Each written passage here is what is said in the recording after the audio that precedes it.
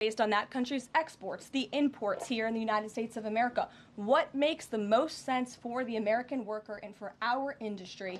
The president is focused on putting America first. So was the evolution not factored in or determined by kind of the tumult in the stock market? Was that not a part of the consideration to start making these negotiations and deals? Again, I would reject that there was an evolution. On day one, we had said that the president will always pick up the phone for other nations and other companies that call this administration. The president always has a listening ear, and it's a non-negotiable fact that America has faced a national security and economic crisis for many decades, and President Trump is just the first to address this. And then my last question, how will negotiations change how much revenue the White House is planning to make from the tariffs? Well, that has yet to be seen, but as the president said, the reciprocal tariffs, which will continue to go in effect as these deals are negotiated and ongoing, will generate trillions of dollars in revenue to the United States. And this is twofold. The president wants to onshore jobs here to the United States of America. He wants to boost our manufacturing industry. He also wants to tackle these crippling deficits with almost every single country around the world. Jackie. Thanks, Caroline. The Treasury Secretary, Scott Bessent, warned that some of these negotiations might take up to months, that we could be doing this through April, May, and into June. And then you had Kevin Hassett say it's going to take a lot for the president to put his signature on the line because he wants to make sure there's a good deal for America. Is the president operating on any sort of a timeline or deadline where he wants this completed by? Well, we always move at Trump speed here at the White House, which is incredibly fast. I know you all know that from covering this White House day to day. The president likes to get things done, but he's very much focused on ensuring that these deals are good for the American worker, they are good for American manufacturing, and again, that they tackle these crippling deficits with these countries. All options are on the table for each country, but again, these are going to be tailor-made deals. They are not going to be off-the-rack deals, as the president has called it, and he has directed his entire trade team to be part of this effort. So that includes Secretary Bessent and our National Economic Director, Kevin Hassett. It also includes Secretary Lutnick, Peter Navarro, the entire trade team, Jamison Greer, who was on the Hill today. Everybody who was involved in this incredible, fair, reciprocal trade agenda will continue to be involved in negotiating these deals. And then yesterday, Goldman Sachs put out a research note. It put the odds of a recession at 45% within the next 12 months, up from 35%. But Peter Navarro guaranteed last night no recession.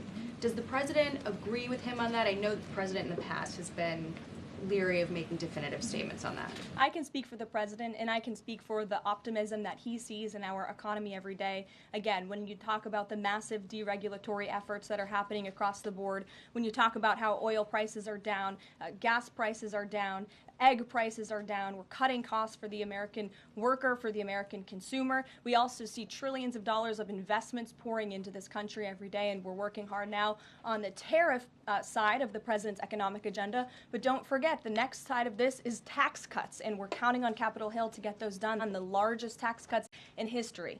Does that mean that with those tax cuts coming through, that the likelihood of a recession is greater? Nope, that's not what I said. I'm just saying be mindful of the whole of government economic approach that this administration is taking every day. Sure. Go ahead. Thank you, Caroline. You just said that one of the reasons these tariffs are going into effect is that some countries have been ripping off the United States, but some of the tariffs target countries like Madagascar, Bangladesh, with very high levels of poverty. So can you explain how the president wants to correct the deficit with those countries? Is there a plan, for example, to onshore the textile industry that these countries are known because, and, you know, just like, can you be specific about those like low income? Sure. Well, first of all, the reciprocal tariff rates that were implemented by country were focused on the monetary tariff that those countries have imposed on the United States, but also the non-monetary tariff barriers and the regulations, if you will, that have been put into effect over the years, making it harder for America to export to these countries. These were very carefully crafted numbers. There was also a 10% baseline tariff across the board, as well, as you know. Moving forward, the president will talk to any country that picks up the phone to call, and I can tell you the phones have been ringing off the hook, wanting to talk to this administration, this president, and his trade team to try to strike a deal. And it's because the world knows that they need the United States of America. They need our markets. They need our consumer. The president has a lot of leverage on his side because he has the best economy and the best country in the world that he leads, and he knows that. And it's about dang time we finally have a president who uses that economic leverage to benefit American workers. And that's what the president is trying to do. Maggie. Caroline, thanks. Does the president endorse something that Howard Lutnick said on television this weekend, which was that the army of millions and millions of human beings screwing in little screws to make iPhones, that kind of thing is going to be moving to the U.S.? Is that how the president envisions manufacturing shifting?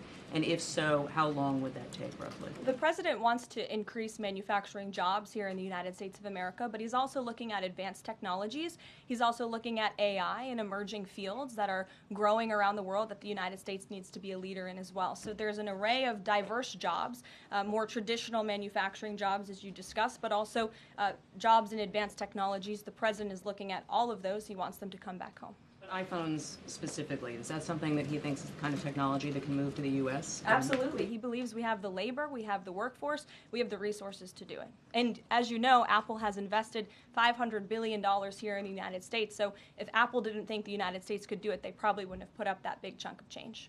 Elena. Hi, Caroline. It's clear the president has gotten the world's attention with these tariffs. Is he considering at all potentially holding off on imposing some of them before the deadline, or maybe later, reversing them because he's having these negotiations and having these good talks with other leaders? The president was asked and answered this yesterday. He said he's not considering an extension or a delay. I spoke to him before this briefing. That was not his mindset. He expects that these tariffs are going to go into effect. And you said something very important, Elena, in your question.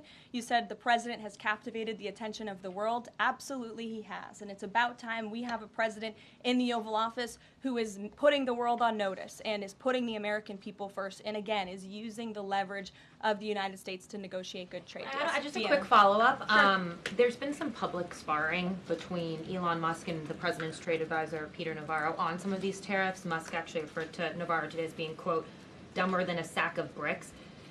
Are you at all, or is the administration, the president, all concerned that this is maybe impacting the public's understanding of these tariffs? It might be messing with the message on it? No, look, these are obviously two individuals who have very different views on trade and on tariffs.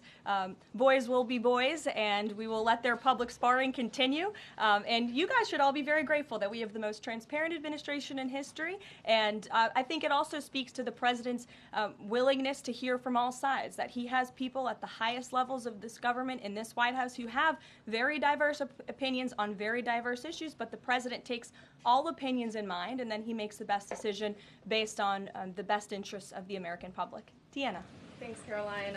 On Truth Social today, Trump was talking about one-stop shopping talks with foreign leaders, bringing leaders to the U.S., to Washington, and talking to them about tariffs, but also other topics. So is that part of his strategy to bring the leaders to Washington and trying to get deals, outside of tariffs on foreign policy issues as well? I think the president, again, is going to have a custom, tailor-made approach to each and every country. And if that means discussions of foreign aid, of our military presence in these countries, how those troops are paid for, come to the table, that could be part of the negotiation in these economic negotiations. But it's the president's economic team who will be leading these. These are tariff and trade negotiations. And yes, they will be one-stop shopping for each and every country. They will be, as the president said again, tailor-made, not off the rack, to each and every country based on America's needs. And can you Caroline, confirm? How are you? Thank you so Good. much, Carol from Lynn's LTV. So President Trump has designated Tren de Aragua as a foreign terrorist organization and deported its members while also moving to restrict Venezuela's oil exports.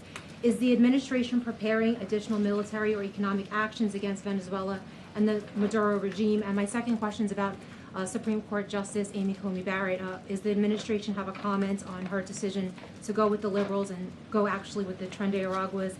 This is the same justice that actually sided against January 6th hostages last year. So is the administration have a comment? Are they disappointed in Supreme Court Justice Amy Coney Barrett? To your first question, I don't have any actions to read out in terms of Venezuela. The president has imposed secondary tariffs on the Maduro regime and on Venezuela in the form of oil, which is obviously going to have a crippling effect on the Maduro regime, and that's the intended effect of this administration.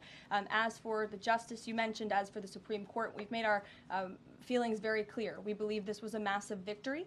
Certainly, we wish this was a 9-0 decision because we firmly believe that the president was well within his constitutional authority, and the Supreme Court made that very clear last night, and they put Judge Boasberg in his place. We called on the Supreme Court to rein in these judges who are acting as judicial activists, not real arbiters of the truth and the law, and that's exactly what we saw the Supreme Court do yesterday. Thanks, Caroline. Now that the president's reciprocal tariffs are here, going into effect tomorrow, what's the status of the ERS?